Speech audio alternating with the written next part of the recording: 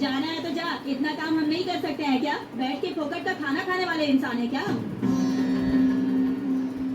क्या लगता है कि हम निकम्मों की तरह बैठे रहेंगे?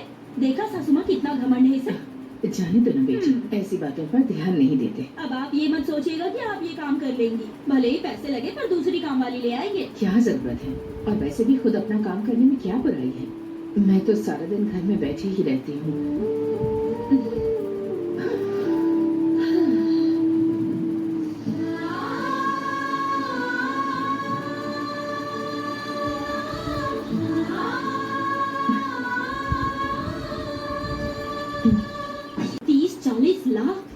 हम क्या कोई शुभ कार्य के लिए सोना खरीद रहे हैं जो इतना खर्चा करेंगे?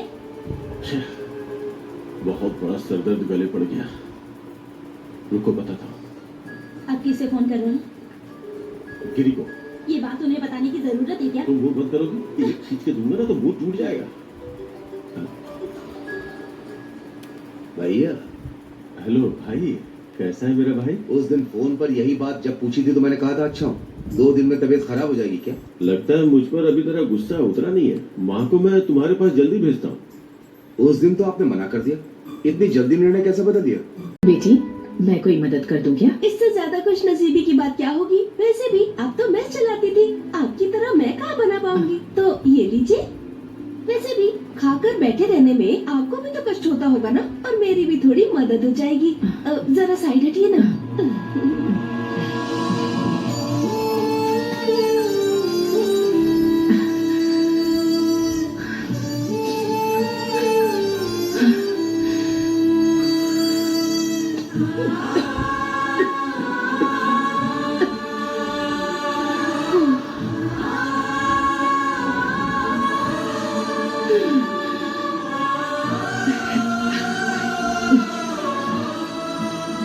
सासू माँ, हाँ?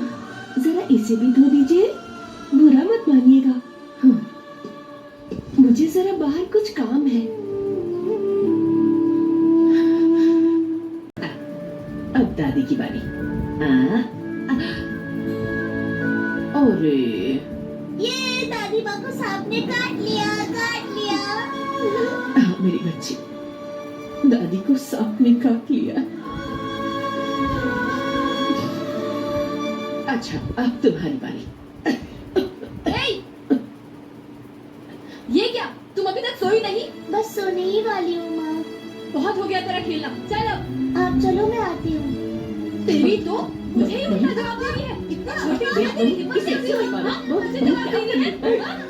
ऐसे क्यों मार रही हो उसे? सोने का टाइम हो रहा है, यहाँ बैठकर खेल रही है। कल सुबह उठ करके घर का सारा काम मुझे ही करना है। इस घर की दासी बनकर रह गई हूँ मैं। यहाँ पर सब महाराजा और महारानी है, मैं ही दासी हूँ इस घर की। बस करो, हो गया। मुझे नहीं, बच्चों को कंट्रोल करो। बड़े बुजुर्ग अगर इज्जत से रहेंगे तो बच्चे संस्कार सीखेंगे। तो चल चल। अभी 8 ही तो बजे।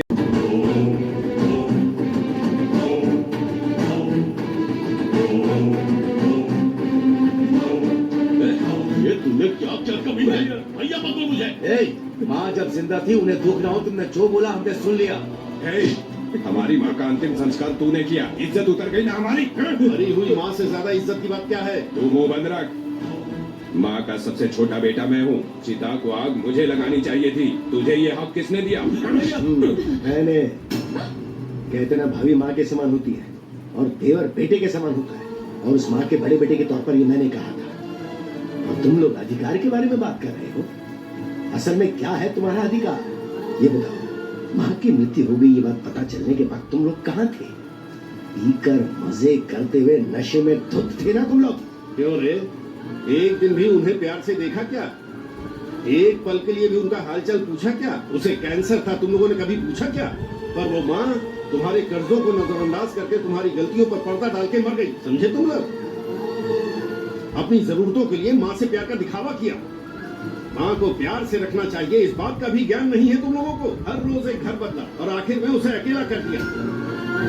तुम्हारी तरह भले ही इसने कोख से जन्म नहीं लिया, पर इनके प्यार के लिए तड़पता रह गया ये। तुम लोग वक्त पर नहीं आए तो उस माँ की चिता को आग देकर इसने कर्जा उतार दिया। अब तुम लोग बताओ, सच्चे बेटे तुम हो या ये शीनू है?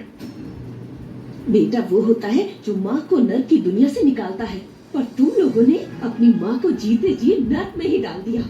तुम सबने उनकी मेहनत की कमाई से खूब अय्याशी की। मेरे घर में अगर तुम्हारे जैसे बेटे होते तो कप्पा उन्हें जहर देके मार दिया होता। कितने लोगों को अन्नदान करने वाली अन्नपूर्णा माँ है ये।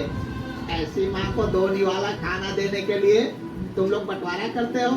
तुम लोगों को देखकर तुम्हारे घर में काम करने वाले हम लोग शर्म के मारे मर जाते थे। नहीं, भैया से ऐसे बात मत करिए। अब हाथ जोड़ना बंद कीजिए। इन्होंने माँ को जीते जी नर्क दिखाया है। कम से कम अभी तो वो माँ के लिए रोएंगे या फिर बची हुई लकड़ियों, अस्थियां और राख का भी बंटवारा करेंगे वो लोग। उनकी मर्जी है। इस पाप में हम क्यों शामिल हो। चलो शांति से चलकर कहीं जीते हैं।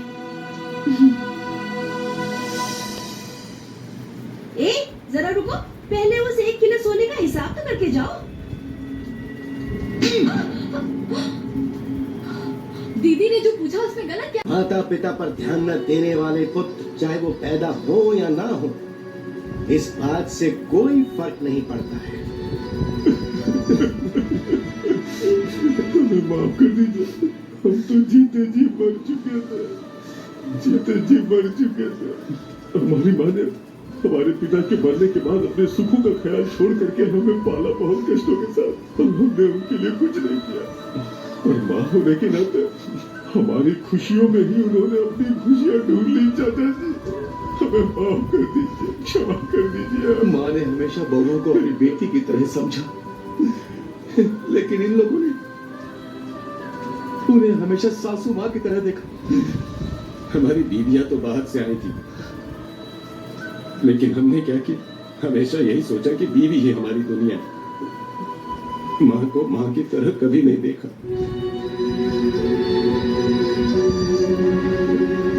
माँ से क्षमा मांगने का हक तो हमने पहले ही खो दिया है। कम से कम तू तो हमें माफ कर। ऐसा मत कहिए भैया, आपको माफ करने जितना बड़ा इंसान नहीं हूं मैं। कपाल मोक्ष हो गया।